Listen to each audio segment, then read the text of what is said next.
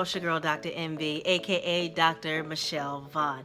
Okay, welcome to another parenting tip. We're talking about single mom parenting, creating this new positive blueprint for single mothers. And today's video, I want to quickly touch on communication. That's right, communication. What is communication? I think we often think of communication as verbal words, talking with our mouth, but there's body language that communicates, that has its own language. There's silence that has its own language, right? All these different facets is a way to communicate. So I want to talk specifically about creating positive communication between the mother and her child or her children. What does that sound like? What does it look like? And how does it make your children feel when you demonstrate positive communication? So, okay, this is coming from my book, A Suggested Blueprint for Single Mother Parenting, and this is also coming from Blueprint Tip number 3. Okay, so research suggests that the unborn baby, when the mother is carrying a child, at the age of 24 weeks, the child hearing becomes activated. That means that that unborn baby that the mother is carrying, by week 24, that child is able to hear voices on the outside of the womb. Oh, that's deep, guys. Listen, on the outside of the womb, that baby is hearing voices. But the most key voice that that unborn child would hear is the voice of its mother. That's right.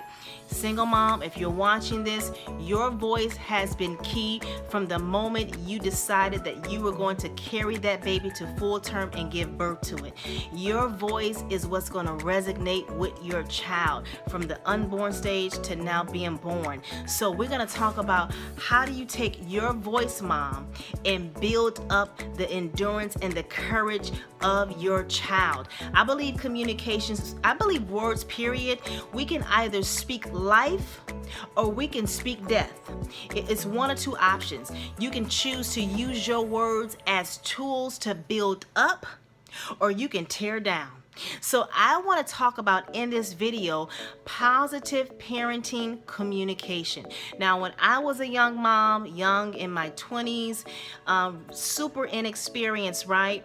I didn't really know how to communicate in a positive way, because again, if you go back to my last video, I talked about looking at your positive, deconstructing and reconstructing. So when I look back at how I was raised and the words that I heard in my home, they did not complement positive parenting communication, people. So I kind of carried those same behaviors over into my way of parenting my two sons.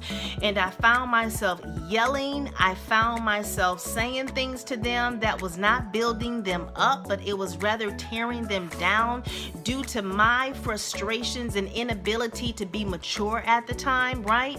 So now that I'm older, yes, way older, my sons are now 21 and 18. So now I'm reflecting back, and you know, we all have, I believe, a season in our mothering where it's called the redemption season.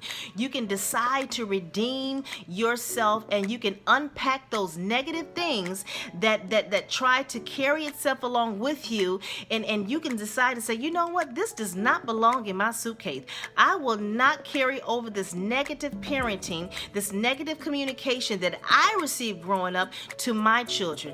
They do not deserve that, right? So that's what I just decided to do. I decided to make sure that my sons knew how much they meant to me, what their purpose was, helping them cultivate their confidence by speaking words of life to them, making sure that I cheered them on, making sure that they understood if nobody in the world spoke positive words of affirmation to them, when they came home in this one safe place on the planet, mom was going to speak life to them. And so today I continue to try to imitate and move forward with that same communication style. Positive parenting. You can either use your words to tear your kids down, or you can use your words to build them up. Now, I'm not saying that, this is going to be a piece of cake and it's going to be a cakewalk, because oftentimes when we're looking at shifting our entire behavior, when we've been accustomed to doing something for so long, it's challenging. It's even more challenging for the mother than it is for the kid to receive, because it's going to require you, mom, to change. It's going to require you to shift. And this is what I'm challenging you to do. In this particular video tip, I need you to assess the way you communicate to your kids. Do you curse at them? Do you yell at them? Do you put them down with negative words that would tear their spirits down? If you said yes to one of these things that I've just asked, then you are in need of taking a moment to unpack. And you have to begin to look inside of your soul and look inside of your suitcase and say, I do not desire that my children hear these negative words coming from the woman that carried them for 9 months. It's just not, it shouldn't happen, right? And so there was one particular moment I was in my office, and this is my nonprofit, the Teen and Single Mothers Resource Center, and I heard in the lobby a mother. She was stressed out. She had, I believe, 3 kids at the time with her, and she started yelling at her little kid, and she started using curse words at him. And I mean, when I tell you my skin crawled, like I was bothered by her actions to her children that she had. And I said, wow, this mother is in need of intervention. This mother is in need of a lot of things. And I'm not saying that mothering is easy. Listen, I've done it. I'm doing it. It's super difficult. But what I am saying is that as single moms, because you're doing it on your own, listen, you have to be intentional. You have to be intentional about the way you carry your life, and you have to be intentional about the way you're raising the next generation who is growing up under the roof that you are providing. I know it's difficult. I know life is full of different, obstacles. I get it.